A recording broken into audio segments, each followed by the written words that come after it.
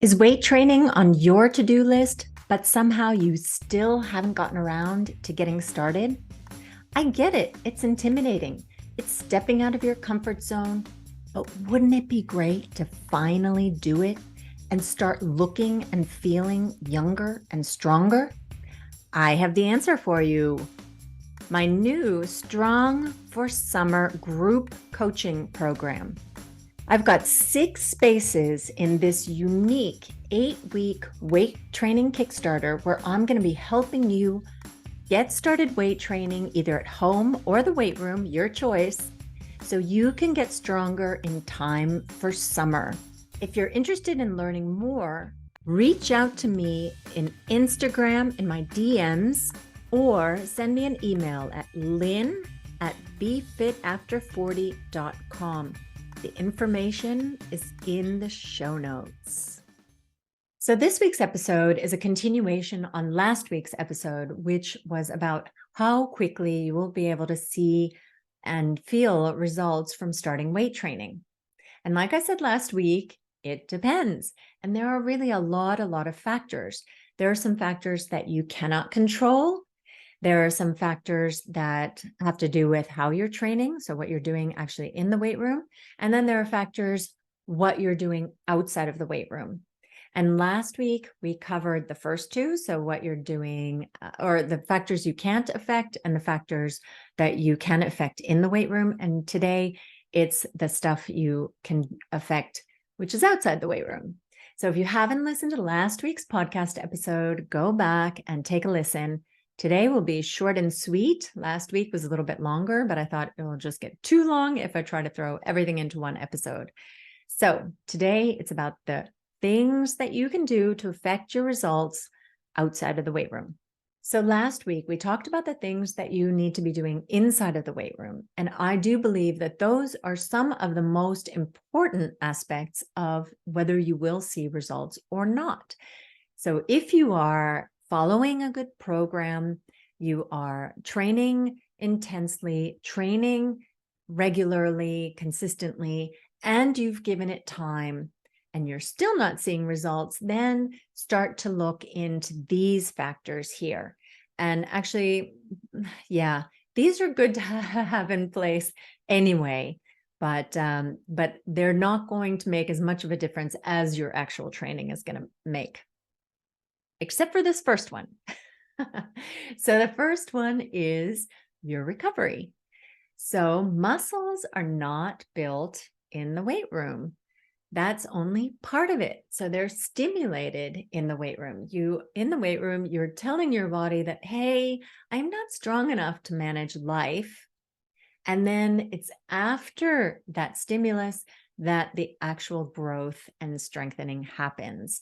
So you need to allow for recovery. Research is fairly clear in that recovery should be at least 48 hours. So don't train the same muscle on back-to-back days. If you've trained it on Monday, then wait till Wednesday or maybe even till Thursday. So this is somewhat individual. Women tend to recover a little bit better than men. With age, you tend to recover a little bit worse than you did when you were younger. So if you're a woman in middle age, you need to sort of figure out like what is your magic sweet spot.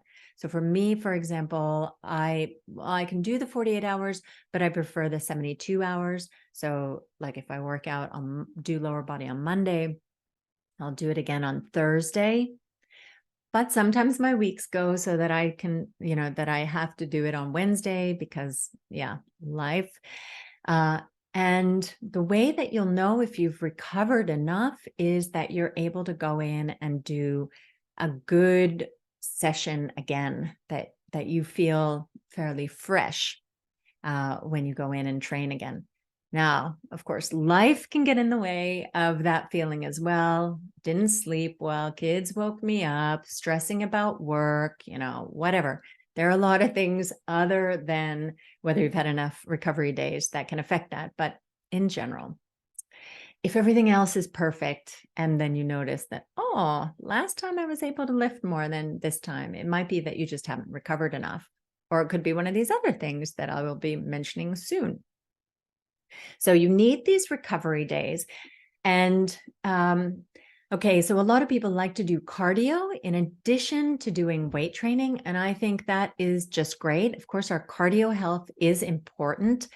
I think I meet more women, and of course, I meet them because I'm at the gym a lot, but I meet a lot of women who are doing cardio like 5, 6, 7 days a week, sometimes 2 classes in a row. So, hey, it's a little bit of overkill at this point in our lives. Like when I was in my 20s, I was working out 2, 3 hours a day and doing fine, but my body would not be able to stand that anymore now. And even now, going to my high intensity like dance classes and things, I noticed the next day that my knees and sometimes my Achilles tendons. So yeah. So if you are doing a lot of cardio, I would really recommend that you actually take 2 days a week that you don't do high intensity cardio or medium cardio or weight training, that there are 2 days that really are recovery days for your body, that on those days you can walk, you could maybe go to a stretching class or something that just like feels good, but is not demanding a whole lot from your body. Some people like to swim, that feels good for them, or water jogging or biking. It's not like you have to sit on the couch doing nothing, but that's allowed too. I have definitely had days where I'm like, okay, my body just needs to do nothing today. And that also is a combination of stress factors from other parts of life. So the point is that you need the recovery because that is when the magic happens. That's when the muscles grow. And it's not just like rest days from weight training, but also making sure that you're getting enough recovery from all of your fitness activities. Okay, then sleep has to do with the recovery part as well, and also with so many other things that just suck about perimenopause and menopause. Sleep disturbances. Sleep is super important. And that if your sleep is totally off and you're just, needing toothpicks to keep your eyes open, drinking coffee instead of water, all day long, then that is obviously going to be affecting your ability to recover because you're just exhausted. So do prioritize sleep. I think I could say with probably 99% assuredness that I can't really think of a situation where I would advise a woman who is in perimenopause or menopause to sacrifice their sleep for a workout, right? So personally, what I do is when I go to bed at night, I set my alarm for 8 hours in the future so that I will get at least 7 hours of sleep. Because of course, the moment that your head hits the pillow is not when you're going to fall asleep, or it shouldn't be, though often for me, it unfortunately is. And then, yeah, you actually wake up a little bit during the night and all this kind of thing. So I set my alarm for 8 hours. And if that means that I don't have time for a morning walk or whatever, then that's fine, because I know that everything in that day is just going to be better if I've gotten enough sleep. So if you have the luxury of being able to do that, like I do, and if you work for yourself or you have flexible working hours, then that's definitely a life hack that I recommend. So make sure you're getting enough sleep, and that's particularly a challenge in menopause. And definitely recommend that if you're really having trouble with your sleep, I had that as a huge challenge in perimenopause, talk to a menopause health practitioner or a doctor to get some tips and some help with that. For me, I still use melatonin to help me. And then I've learned some sleep habits, which have really helped me to sleep better. For example, I have a pitch black room. I have to have a pitch black room. I actually moved houses and picked a house where I could be in the basement. And I have 2 sets of blackout curtains, and Yeah, and I'm in the basement because I had 3 teens at the time. Now only 2 of them live at home, but oh my God, they were starting to be at that age where they're up all night and then they're going to the kitchen and they were waking me up because my bedroom was close to the kitchen. So now I'm in the basement and kind of soundproof. I've started using earplugs many years back. And I have red lights in my bedroom. So in the evening when I'm getting ready for bed, I have the red lights on so that I'm not stimulating my mind. So there are a lot of things you can do with sleep hygiene. Oh, yeah. And the other thing that I think helps so much for me is keeping the bedroom cool. I literally do not use the heat in the bedroom during the winter, and it gets cold where I live. So it is not a place that I want to hang out during the day because it is so cold. But I sleep like a baby. It is amazing in the winter. Summer's a little harder. Anyhow, so that's about like recovery and rest. Definitely an important thing in general for menopause health and also for building muscle. Then the other part is nutrition. And this, I did a whole podcast on protein. It was podcast number 10. So go back and listen to that if you haven't listened to it. But in a nutshell, we need amino acids to build muscle. They're the building blocks of muscle. And like I like to say, that if you're trying to build muscle without enough amino acids, it's like trying to build a brick house without any bricks. It's just not going to work. And even if you're not trying to build muscle, in order to maintain the muscle that you have, eating enough protein is going to be important. So make sure you're eating enough protein. And I bet you aren't. So like I said, go back to the protein episode. It has tips on how to measure how much protein you're eating and also how to structure your meals to make sure that you're getting enough protein. It is really a key factor. Yes. And then in general, getting enough food. So if you're brand new to weight training, then you probably can build muscle fairly well, even if you're in a calorie deficit. It's going to be better if you're in maintenance calories, which means eating so that your weight's not really fluctuating a whole lot. Of course, you have weekly fluctuations and daily fluctuations, but where you're able to wear the same size clothes for a longer period of time without any problem, right? That's when you're about maintenance. And that is going to be important to have enough food. Yeah, maintenance is better. And then at the point where you're a little bit more experienced weight trainer and you really want to keep building muscle, then you might want to think about adding a little bit of extra calories to your diet. And the reason for that is that your muscle tissue is an expensive tissue. It burns more calories just existing. So if your body is feeling like, I need to, get to this equilibrium where I'm not using more energy than what I'm getting in from the nutrition, then it might make the decision to get rid of some of your muscle mass or certainly not to put more on. And so, yeah. So if when you become a more advanced weight trainer, weightlifter, that may come into play for you. But making sure that you are eating, so you're not like doing one of these crazy 1,200 calorie diets and then expecting that, I'm going to build muscle. That's not going to happen. And building muscle and maintenance really does work. I've been doing it all year.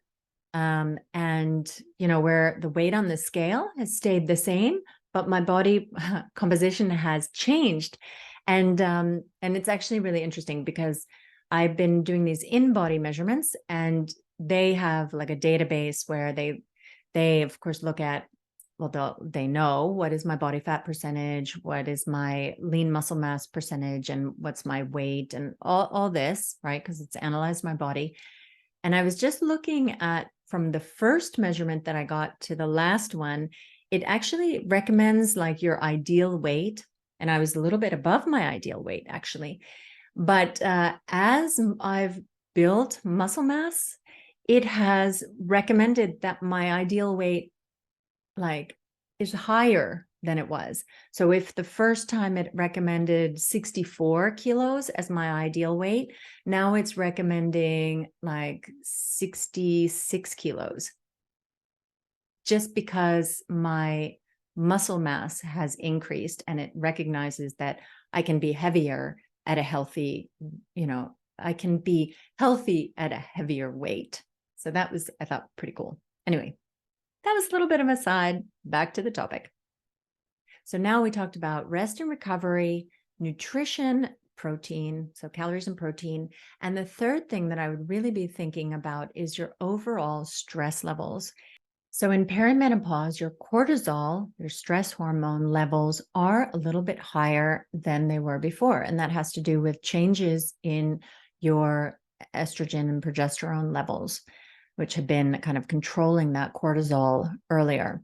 Plus, a lot of us are dealing with aging parents. We have our jobs.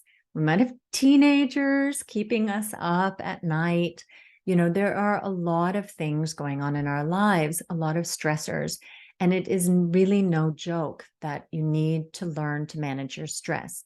And if your stress levels are high, it can be an inhibitor for muscle growth, because cortisol is actually a destructive hormone. It breaks down muscle tissue.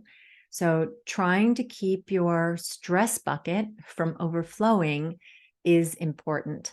So I love the analogy of a stress bucket. So if you picture a bucket which has a small, like, outgoing tube, like a little drip, dimp, dimp, dimp, and then all the factors pouring into the stress bucket. Those things can be like your sleep, bad sleep, stressing your body out with too much hard exercise, with dieting, with your kids, with your guilty feelings, all the things, right? So you need to think about how many things are adding to your stress bucket right now and whether you can handle them. So managing stress is something that is important for us women in middle age, and it also can affect how well our workouts are actually bringing results when we're doing our weight training. Yes, but so today we covered the role of recovery and rest, sleep, all that, the role of nutrition, calories and protein, and then also managing stress. So these are 3 factors that can also affect how quickly you get results in the weight room. These are just a part of the bigger picture of what things affect what kind of results you'll get. In the previous podcast, I went over the things you can't control that will affect how quickly you see results, and the things you can control in your workouts that will affect how quickly you see results. So check out that podcast too. So that was today's podcast. I hope that you found it useful and informative.